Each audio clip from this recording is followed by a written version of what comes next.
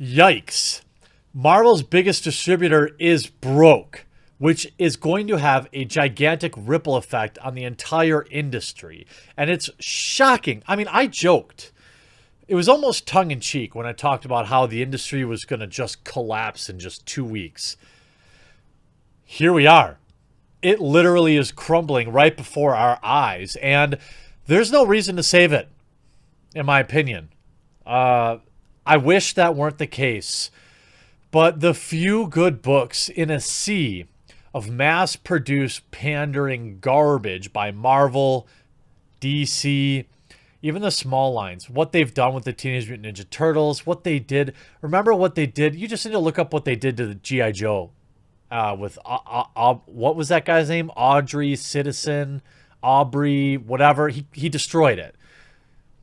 G.I. Joe had a tiny following, but super loyal. And then some commie went in there and made him fat and just ruined everything about him. Hate him. Aubrey Sitterson. Isn't that his name? Screw that dude. There was an unending. See, what we're seeing here is the last dominoes really falling. They've been able to kind of reach out and plug every hole that they possibly could and still have time to go on Twitter and talk about how their customers are misogynistic and how they don't want your money. I mean, this is a statement that many comic pros have made on Twitter. I'm not kidding. Like, we don't want you to buy our book. You're evil. You're gatekeeping. You're toxic. I don't want you. I don't need you. Diamond experiences cash flow problems and will not be paying vendors this week. What makes you think they're going to pay them next week? Diamond warns of cash flow problems, halts payments to vendors. Diamond Comic Distribution is holding previously scheduled payments to its vendors this week, attributing the decision to cash flow difficulties due to everything going on with the supply chain. A letter from Stan Heidman, the president of Diamond's parent company, Jeppy Family Enterprises, or Yeppy, I have no idea. The distributor explains to its vendors that they are no longer receiving consistent payment from our customers, and that as a result, they will hold payments to vendors previously scheduled to release this week. Are you joking?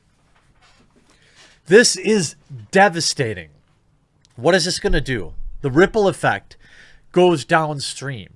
The damage that we're seeing from years of pandering to the biggest idiots in the world, years of making books that appeal for Twitter retweets and not sales, have now destroyed your entire industry. Had you have focused on providing good quality products to customers, had you have figured out that there's boutique comic buyers out there who are willing to spend $25, $35, $45, $55 on premium sets. Somehow, independent comic makers figured that out, and they're getting rich. Deservedly so. Had you spent less time telling all your customers that you hated them, maybe they would be working out to support you more now. Maybe they'd be willing to take mail order delivery of their comics. Maybe they'd be willing to continue to do pull lists or pay an extra fee. Look, if I had a pull list at my local comic store, I would tell him that I would gladly pay an extra $10 for him to put it in a first-class mailer and send it to me. Happy to help support the local comic book shop during this time. And certainly that local comic book shop guy or girl would be happy to go to the office, quiet, turn on their music, roll up a doob, and just pack comic books in the mail and send it. That would be awesome. But they can't do that now because the supply has dried up. And without Diamond paying the vendors, what's going to happen downstream? The vendors aren't going to pay the artists, the illustrators, the line artists. They're not going to pay for licensing. The books have stopped. For the layman, Diamond's customers are direct market or specialty comic book shops, mail order services, bookstores, and other retail operations who buy discounted comic books from the distributors to sell to their customers. Vendors are the comic book publishers and manufacturers of games, toys, collectibles, etc., who depend on Diamond to distribute their products to retail stores. Now, that's not just comic books. It's all the stuff that goes with it too. Maybe that means pop figures. Maybe that means Lego figures or blind reveal stuff. All the stuff that most of these comic book shops have to sell for survival in 2020 isn't getting there either. The letter reads, "Dear Diamond Vendor, our focus is protecting employees, blah, blah, blah, blah, blah, blah, blah, blah, blah. While we work to understand the current industry landscape, it's on fire. The unfortunate truth is that we are no longer receiving consistent payments from our customers.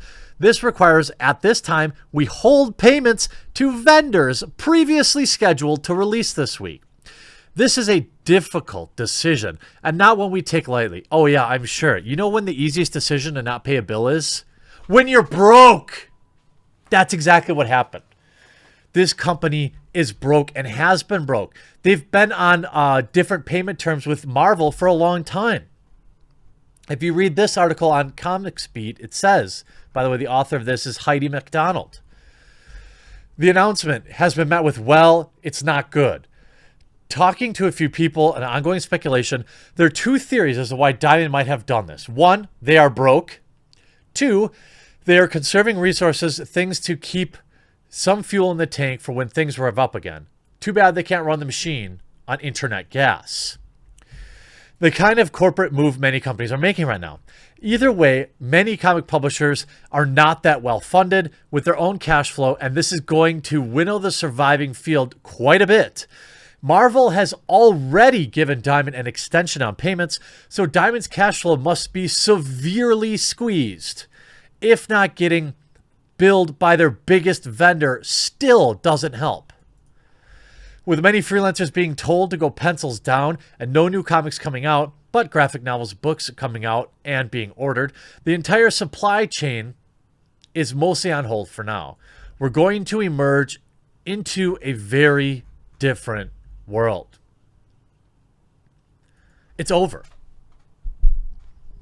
Listen to me, comic book artists. Swallow your pride. Come crawling back to your customers because you know what? Nerds are forgiving. Most of us have never been in the right our whole lives. And in my experience, there have been many times where I've been in the wrong. And as long as you admit that you're wrong and you're sincere, the fandom is extraordinarily forgiving. You go out there and you disavow all those terrible things you said, you start providing good quality product and people will come back. You need to figure out the model that existing comics folks are using and develop it for yourself. As an artist, you need to get off the sinking ship. It's basically already under the water.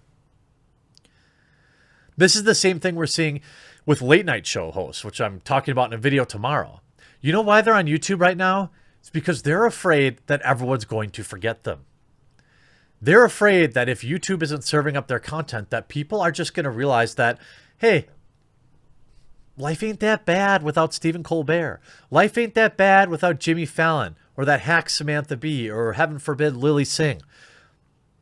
These late night talk show hosts are on YouTube because they're afraid they're going to be forgotten. And meanwhile, comic book artists, creators, distributors, whatever you want to call them, they're busy on Twitter arguing with fans. They're busy on Twitter telling people about, toxic gatekeeping. Maybe if you just stop worrying about policing your own customers and worrying about, instead of things that you think they're doing wrong, and start worrying about the things that they do right and the things that they want, they will support you. Things have never been more up in the air, for myself included. My wife's laid off. Business for me is slowing down. YouTube is more unquestionable than ever right now, or more questionable. I'm not worried because I have a loyal fan base that if I ever needed it would support me. That's what treating your viewers or your fans or your customers with respect will get you. Yeah, not everyone is out there and can afford to, donate money to a Subscribe Star or Super Chat, but there's a chunk of people that always can. And there's an even larger army that will help spread your word.